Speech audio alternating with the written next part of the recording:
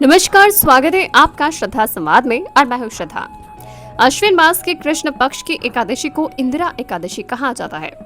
यह एकादशी कोई साधारण तिथि नहीं है, बल्कि पितृ पक्ष के पावन दिनों में आने के कारण इसका महत्व करोड़ों गुना अधिक बढ़ जाता है। सनातन परंपरा में इस एकादशी को हमारे पूर्वजों और पितरों की आत्मा की शांति के लिए एक दिव्य अमृत के समान माना गया है। यदि जाने अनजाने में हमारे पितृ किसी कष्ट में है या उनकी कोई इच्छा अधूरी रह गई है, तो इस एकमात्र व्रत का पुण्य फल उन्हें हर बंधन से मुक्त कर सकता है। आज के इस विशेष वीडियो में हम जानेंगे इंदिरा शब्द का वास्तविक अर्थ क्या है, इस व्रत को करने से जीवन में किस प्रकार के सुखों की प्राप्ति होती है, और साथ ही हम श्रवण करेंगे इसकी परम कल्याणकारी पौराणिक व्रत कथा। इसके अलावा आज हम विधि विधान, दान के महत्व और इस दिन किए जाने वाली सावधानी पर भी विस्तार से चर्चा करेंगे। तो आइए श्रद्धा संवाद के साथ आरंभ करते हैं इंदिरा एकादशी का यह पावन संवाद। कथा को प्रारंभ करने से पहले हमारे लिए यह जानना अति आवश्यक है कि इस एकादशी को इंदिरा क्यों कहा जाता है। दरअसल इंदिरा साक्षात धन ऐश्वर्य की देवी माता लक्ष्मी का ही एक अत्यंत प्रिय नाम है।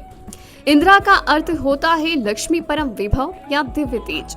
इस एकादशी की महिमा इतनी अद्भुत है कि जब कोई भक्त पूरी निष्ठा से यह व्रत करता है तो उसके पितरों को तो मोक्ष मिलता ही है, साथ ही उस परिवार पर माता लक्ष्मी माता की भी असीम कृपा बरसती है।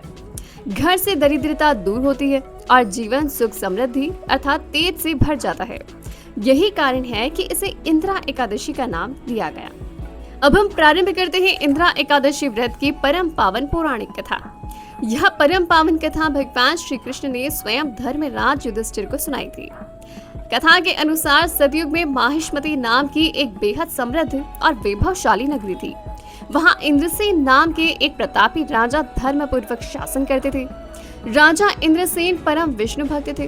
वो अपनी प्रजा को संतान की तरह पालते थे और उनका जीवन हर प्रकार के सुख ऐश्वर्य से परिपूर्ण था।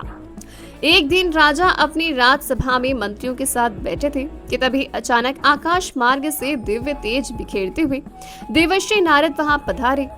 राजा इंद्रसेन तुरंत खड़े होकर देवर्षि नारद को साष्टांग प्रणाम किया, उन्हें ऊंचे स्थान पर बैठाया और उचित आदर सत्कार किया।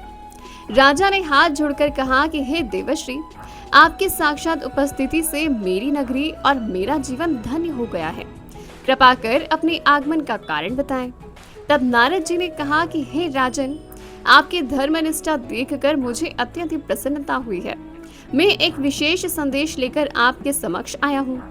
कुछ समय पूर्व में यमलोक गया था, तब वहाँ पर यमराज की सभा में मैंने आपके स्वर्गीय पिता को बैठे हुए देखा। राजा इंद्रसेन, आपके पिता ने अपने जीवन में कोई ऐसा कर्म या त्रुटि की थी जिसके कारण वे मुक्ति को प्राप्त नहीं हो सके और इस समय यमलोक के कष्ट भोग रहे हैं। देवर्षि की यह बात सुनकर राजा इंद्रसेन का हृदय करुणा और दुख से भर गया। नारद जी ने आगे कहा कि हे राजन, आपके पिता ने व्याकुल होकर मेरे माध्यम से आपको यह संदेश भेजा है। उन्होंने कहा है कि यदि मेरा पुत्र अश्विन मास के कृष्ण पक्ष में आने वाले इंदिरा एकादशी का व्रत करे और उस व्रत का संपूर्ण पुण्य फल मुझे दान करे तो मुझे यमलोक के कष्टों से मुक्ति मिल जाएगी और मैं विष्णु लोक को प्रस्थान कर सकूंगा। अपने पिता की ऐसी दुर्दशा की बातें सुनकर राजा इंद्रसेन अत्यंत व्याकुल हो उठे। उन्होंने कांपते हाथों से देवर्षि के चरण छुए और बोले, हे ऋषिवर, मैं अपने पिता की मुक्ति के लिए सब कुछ न्योछावर करने के लिए तैयार हूँ। कृपा करके मुझे इस व्रत की पूरी विधि बताएं जिससे कि मेरे पिता का उद्धार हो सके। तब देवर्षि नारद ने राजा इंद्रसेन को अत्यंत सरल और शास्त्रीय विधि समझाते हुए कहा। तब देवर्षि नारद द्वारा विधि बताई गई। देवर्षि नारद ने राजा इंद्रसेन को अत्यंत सरल और शास्त्रीय विधि समझाते हुए कहा कि दशमी के दिन मतलब व्रत से एक दिन पहले प्रातः काल श्रद्धा पूर्वक स्नान करें। इसके बाद दोपहर के समय किसी पवित्र नदी या जलाशय में जाकर अपने पितरों के निमित्त तर्पण और श्राद्ध कर्म करें। इस दिन केवल एक बार सात्विक भोजन ग्रहण करें और अपनी रात्रि को भूमि पर शयन कर ब्रह्मचर्य का पालन करें। एकादशी के दिन सुबह सूर्योदय से पूर्व उठकर स्नान आदि से निर्वृत्त होकर हाथ में जल लेकर व्रत का अटूट संकल्प लें पूरे दिन निराहार अर्थात बिना अन्न के रहकर भगवान श्री हरि विष्णु के शालिग्राम स्वरूप की पूजा अर्चना करें। दोपहर के समय पितरों के नाम से धूप ध्यान तर्पण करें और योग्य ब्राह्मणों को आदर पूर्वक भोजन कराकर उन्हें दक्षिणा दें। स्वयं रात में जागरण कर भगवान के नाम का संकीर्तन करें। द्वादशी के दिन पारण करें अर्थात सुबह पुनः भगवान की पूजा करें।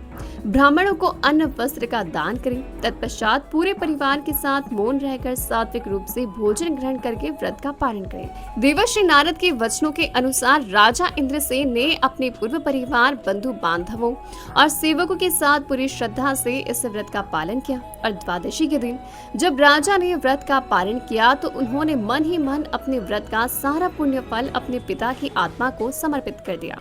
जैसे ही राजा ने पुण्य का दान किया वैसे ही आकाश से दिव्य फूलों की वर्षा होने लगी। राजा इंद्रसेन ने अपनी आंखों से देखा कि उनके पिता यमलोक के बंधनों से मुक्त हो चुके हैं। वो एक अत्यंत तेजस्वी सुंदर दिव्य शरीर धारण करके भगवान विष्णु के वाहन गरुड़ पर सवार होकर वैकुंठ लोक की ओर प्रस्थान कर रहे हैं। इस महान व्रत के प्रभाव से राजा इंद्रसेन ने भी कई वर्षों तक निष्कंटक राज किया। उन्हें धरती के समस्त सुख मिले और अंत समय में वो अपने पुत्र और राजपाट सौंप कर स्वयं भी परम धाम को प्राप्त हुए। तो यह थी इंद्रा एकादशी व्रत की कथा और विधि। आज हम बात करते हैं कि इंद्रा एकादशी पर क्या करें और क्या ना करें। भक्तों, यदि आप भी अपने पितरों की तृप्ति के लिए व्रत कर रहे हैं तो कुछ बातों का विशेष ध्यान रखें। दोपहर के समय अपने पूर्वजों के नाम से जल में काले तिल डालकर तर्पण अवश्य करें। इंद्रा एकादशी के दिन श्रीमद् भगवत गीता के 7वें अध्याय का पाठ करना और पितरों की आत्मा को परम शांति देता है। शाम के समय पीपल के वृक्ष के पास घी का दीपक अवश्य लगाएं, क्योंकि पीपल में पितरों और देवताओं का वास माना जाता है। लेकिन इस दिन भूलकर भी यह कार्य बिल्कुल ना करें। अन्न का त्याग। एकादशी तिथि पर चावल, गेहूं, जौ या किसी भी प्रकार के अनाज का सेवन पूरी तरह से वर्जित है। मन को पूरी तरह से शांत रखें, किसी से विवाद न करें, झूठ न बोलें और किसी की निंदा न करें। घर में लहसुन, प्याज या किसी भी प्रकार की अशुद्ध सामग्री का प्रवेश न होने दें। शास्त्रों के अनुसार इंद्रा एकादशी पर किया गया दान हमारे सीधे पूर्वजों को तृप्ति प्रदान करता है। इस दिन आप निम्न चीजों का दान कर सकते हैं, जैसे काले तिल और कुशा। यह पितृ दोष की शांति के लिए सर्वोत्तम दान है। स्वयं भले ही अन्न न खाएं, परंतु जरूरतमंद व ब्राह्मणों के लिए अनाज और शुद्ध जल के घड़े का दान करें। धूप और गर्मी से बचने के लिए छाता या जूते चप्पल का दान करना अत्यंत कल्याणकारी होता है।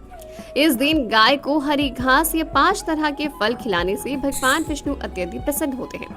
लेकिन यह सब आप अपनी श्रद्धा और सामर्थ्य अनुसार कर सकते हैं। यह आवश्यक नहीं है कि आपको यह सब दान ही करना है।